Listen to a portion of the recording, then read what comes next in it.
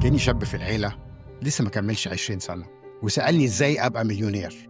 فقلت له هقول لك جملة واحدة بس: شيل الفلوس من معادلة نجاحك، واعرف الحاجة اللي بتعملها أحسن من أي حد تاني، وبعدها اتمرن عليها لحد ما تبقى أحسن واحد فيها.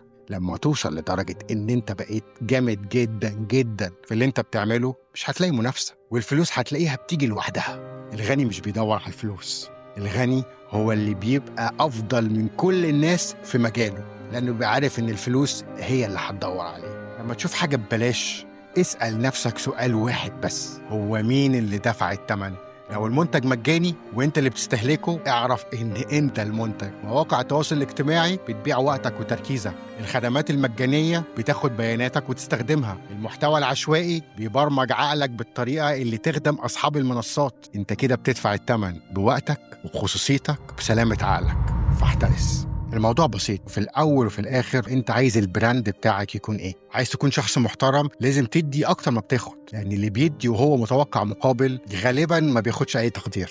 ولازم تحافظ على كلمتك وما تبالغش في الوعود، لأن الوعود بالأفعال مش بالأقوال، وكل حاجة بتحصل في الواقع بتبتدي الأول بفكرة. فبالتالي أي فكرة موجودة في جوه دماغك هتفضل جوه دماغك مجرد فكرة، وعشان الفكرة دي تتحقق لازم تبتدي تظهرها للعالم. ايه هي اول خطوة؟ ان انت تعمل كده. مجرد انك تكتب الفكرة على ورقة او حتى تقولها بصوت عالي، ده بيخلي العجلة تتحرك، وده معناه ان هي بدأت تاخد شكل جديد وبدأت تتحول من مجرد خيال لحاجة ممكنة. في ناس بيحبوا يكتبوا افكارهم، وفي ناس بتحب ان هي تشارك افكارها مع الناس القريبين منهم من اهل الثقة. ممكن نقول ان دي حاجة صغيرة ومش هتفرق، بس الحقيقة لو عايز تحقق أمنية لازم تستحضر حالتها، يعني تحب الفكرة، تعيشها، تتخيلها وتحسها كأنها حصلت بجد.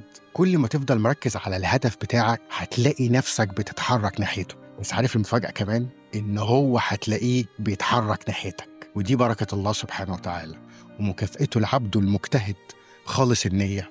الموضوع مش صدفة، الحياة بتدينا اللي احنا مقتنعين بالظبط اللي احنا نستحقه. الناس اللي شغالة على نفسها كل يوم مع الوقت بيجي لهم إحساس بالاستحقاق، وإن النجاح قريب منهم وفي الطريق، وإن هم يستحقوا النجاح ده وجاهزين له. بيبقى نوع من أنواع اليقين الداخلي.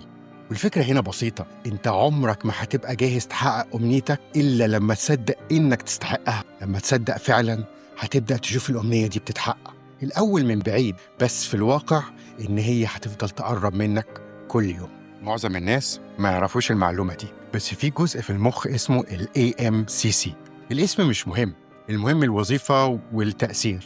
العلماء اكتشفوا إن الجزء ده من المخ بيكبر لما الشخص بيعمل حاجة صعبة عليه أو مش حاببها. يعني لو قررت إن أنت تزود 3 ساعات رياضة في الأسبوع، أو تحاول إن أنت تمشي على أكل صحي وعلى دايت وتبطل الوجبات السريعة، المنطقة دي في المخ بتنمو وبتقوى. وهنا المفاجأة: الناس اللي بيعانوا من السمنة المفرطة عندهم المنطقة دي أصغر من الطبيعي، لكن لما بيبتدوا يتدربوا القشرة دي بتكبر عندهم. ولذلك في الرياضيين عندهم المنطقة دي أكبر من أي حد تاني. يعني مخك بيكافئك لما تواجه أي تحدي وتتغلب عليه، فكل مرة بتقاوم فيها الكسل والتعب، وكل مرة بتخرج فيها من الكومفورت زون، مخك بيكبر وبيتطور. في فرق كبير بين النمو والتقدم والنجاح، فمش كل نمو نجاح. فلو شركتك زودت مبيعاتها من 50 مليون ل 100 مليون أو من 100% ل 200%، ده اسمه نمو. لكن هل هو ده نجاح؟ مش لازم. خليني أعيد لك تعريف النجاح ونبتدي من الأول. فالنمو هو إنك تزود ممتلكاتك، تزود أرباحك بأي شكل ممكن. والتقدم هو إن النمو ده يكون مصحوب بترسيخ للقيم والمبادئ، زي الالتزام، زي الصدق، زي الأخلاق والمهنية طبعا. ولكن النجاح الحقيقي هو إنك تنمو وتتقدم، وأهم حاجة إنك تكون إنسان أفضل في كل يوم بيعدي عليك. لو عايز تبقى غني مش لازم تشتغل أكتر من غيرك، لكن لازم تسبقهم. النجاح مش بعدد الساعات، النجاح في إنك تبدأ قبل ما غيرك يبدأ. فأظبط المنبه بتاعك كل يوم على 5 الصبح، وابدأ يومك قبل ما العالم كله يصحى. مجرد إنك تبدأ يومك بدري هتلاقي إن بقى عندك تركيز أكتر وإنتاجيتك زادت، وهتحس بقوة داخلية جوه منك، لأن هتبقى حاسس إن أنت سابق الكل. جربها بكرة وهتشوف بنفسك إزاي يومك هيتغير. لأن الفرق بين الإنسان الناجح والإنسان العادي إن الإنسان الناجح بيبدأ بدري وبيسبق الآخرين.